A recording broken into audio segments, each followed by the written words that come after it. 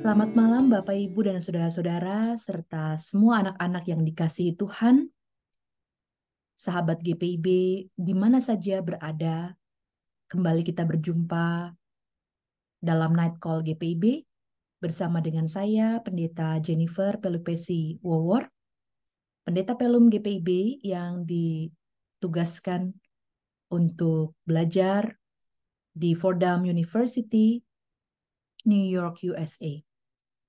Mari kita bersama-sama berdoa, mohon pimpinan Roh Kudus dalam merenungkan firman Tuhan pada malam ini.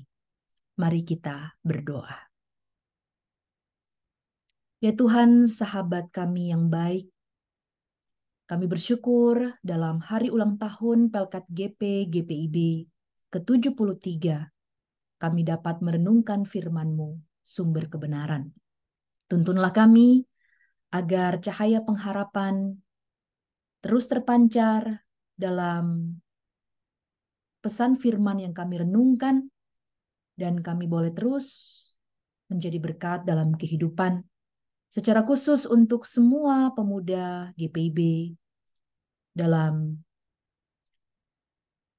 setiap panggilan yang Tuhan percayakan di tengah-tengah kehidupan mereka. Dalam cinta kasih-Mu ya Allah Tritunggal, kami membuka hati untuk mendengarkan sapaan ilahi. Amin. Firman Tuhan pada saat ini diambil dari Mazmur 119 ayat 174 sampai 176. Aku rindu kepada keselamatan daripadamu ya Tuhan, dan Tauratmu menjadi kesukaanku. Biarlah jiwaku hidup supaya memuji-muji Engkau, dan biarlah hukum-hukum-Mu menolong aku. Aku sesat seperti domba yang hilang, carilah hamba-Mu ini. Sebab perintah-perintah-Mu tidak kulupakan. Tema kita pada saat ini terkait dengan ketentraman. Tuhan adalah perlindungan yang tentram. Tentu ini menarik karena ketentraman rasanya semakin mahal.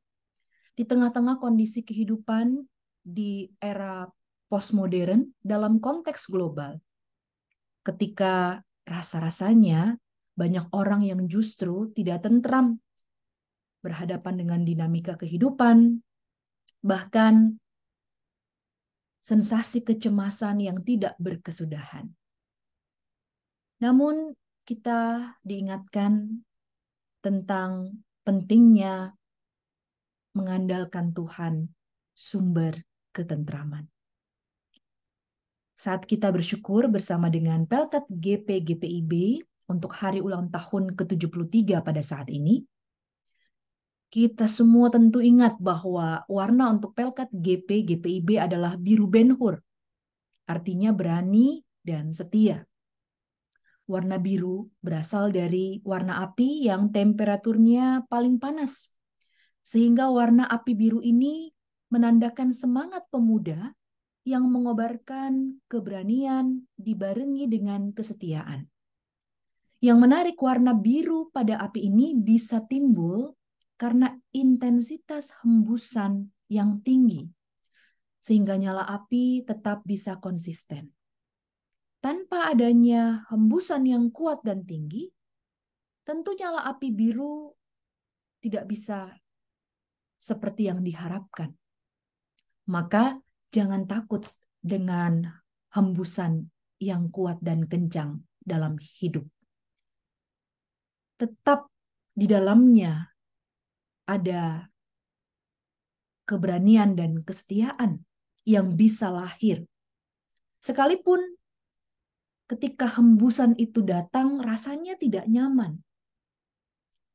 Semua manusia tentu pernah mengalami peristiwa ketika hidupnya digoncang oleh hembusan yang kencang. Bisa membuat pengharapan mendadak goyang, atau mungkin kondisi itu membuat kita seolah-olah tidak lagi memiliki kekuatan. di dalam kondisi yang tidak mudah, kita diingatkan agar tetap bertahan. Sekalipun hembusan hidup itu berat. Mazmur 119 memberikan pesan ini. Ada pola yang unik sebenarnya kalau kita lihat, karena dalam ayat 174 dimulai dengan keselamatan. Diakhiri dengan pesan bahwa Taurat Tuhan menjadi kesukaan. Ayat 175 mengulangi pesan ini. Biarlah jiwaku hidup, itulah awalnya, dan diakhiri dengan keyakinan bahwa biarlah hukum-hukum Tuhan yang menolong. Ada keselarasan. Dimulai dengan keselamatan dalam ayat 174, dimulai juga dengan jiwa yang hidup untuk memuji Tuhan. Diakhiri dengan Taurat Tuhan, sumber kesukaan dalam ayat 174, dan diakhiri dengan pesan bahwa hukum Tuhan itu menolong dalam ayat 175. Tapi dalam ayat 176 pola itu berubah. Tetap diakhiri dengan perintah Tuhan selaras dengan Taurat dan hukum-hukum dalam 2 ayat sebelumnya, tapi tidak diawali dengan nada tentang keselamatan, tentang kehidupan. Justru yang muncul di awal ayat 176 itu adalah aku sesat seperti domba yang hilang. Dinamika terasa di sini.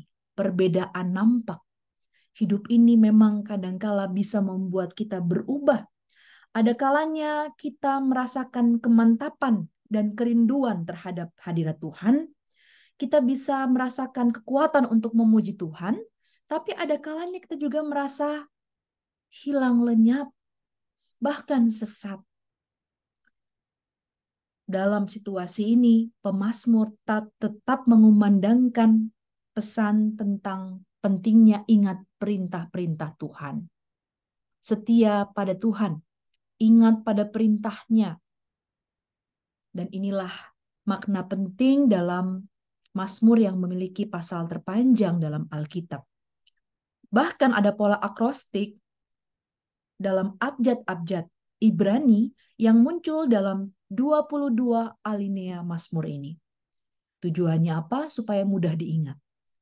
Apa yang mudah diingat? Kesetiaan Tuhan di tengah-tengah keterbatasan, kelemahan, bahkan kesesatan manusia.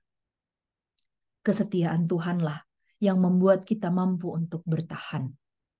Kesetiaan Tuhanlah yang mampu untuk membuat semua pemuda, khususnya pemuda GPIB dalam hal ini, tetap bisa menjaga api semangat untuk tetap setia pada Tuhan.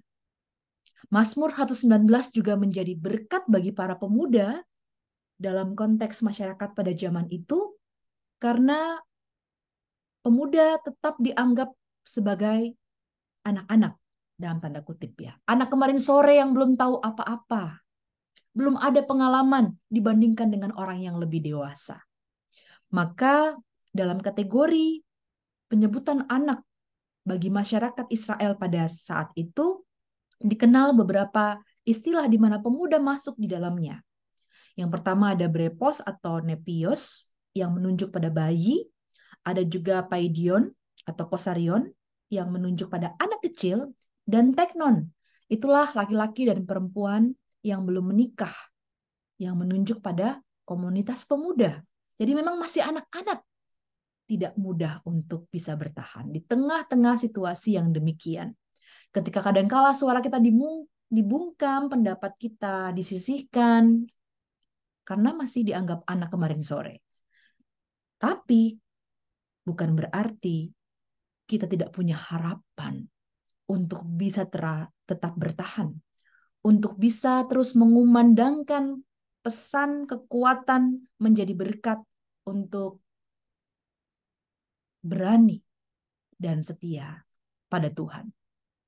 Maka sekalipun hembusan itu begitu kencang dalam diri kaum muda, tapi pergumulan itu bisa membuat api kita tetap bernyala.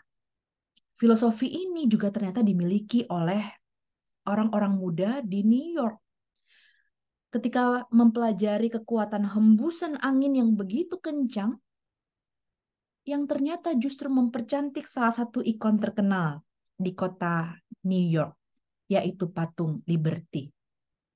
Tidak banyak yang tahu kalau patung Liberty ini yang sekarang warnanya itu seperti hijau toska, ya disebut sebagai warna patina, sebenarnya awalnya warnanya bukan itu.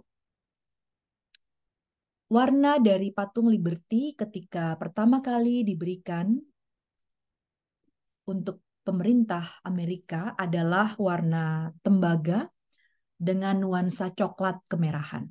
Tapi kemudian hembusan angin kencang dengan kadar oksigen tertentu membuat warnanya berubah menjadi patina, ya, seperti toska. Hembusan angin kencang yang awalnya mengkhawatirkan karena takut patung ini rusak, justru semakin membuat Lady Liberty semakin cantik. Maka inilah yang juga menjadi kekuatan bagi kita ketika berada di tengah hembusan angin kencang, khususnya di masa muda kita.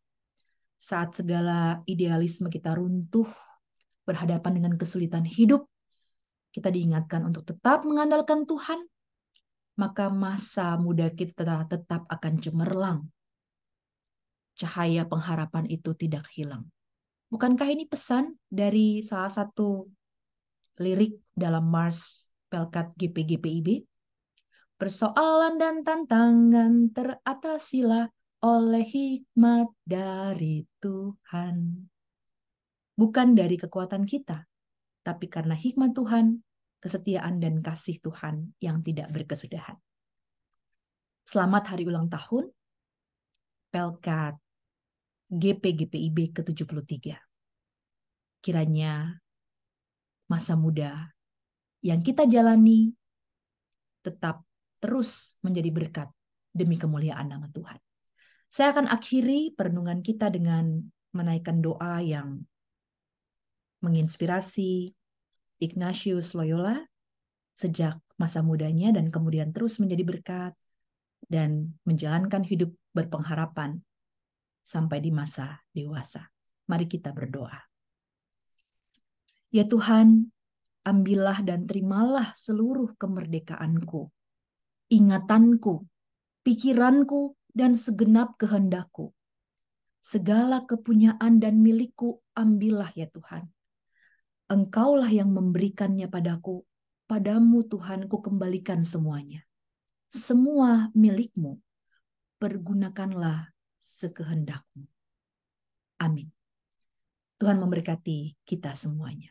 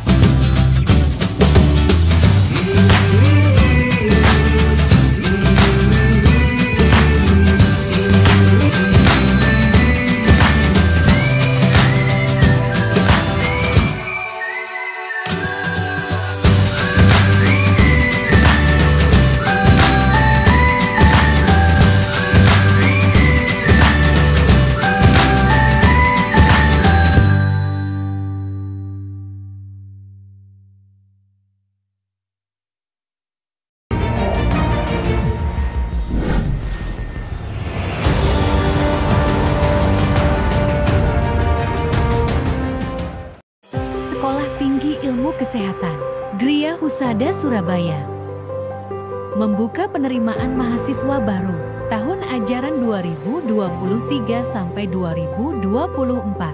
Sekolah Tinggi Ilmu Kesehatan Gria Husada terakreditasi BAN PTB dengan menawarkan 2 program studi yaitu: pertama, D3 Kebidanan, kedua, Administrasi Rumah Sakit. Ada Ada juga fasilitas yang memadai seperti asrama putri, perpustakaan, gazebo dan hotspot area, dan masih banyak lagi. Pendaftaran gelombang pertama dibuka pada Desember 2022 sampai Februari 2023. Gelombang kedua dibuka pada Maret 2023 sampai Mei 2023. Gelombang ketiga dibuka pada Juni 2023 sampai September 2023. Untuk informasi lebih lanjut dapat menghubungi nomor di bawah ini.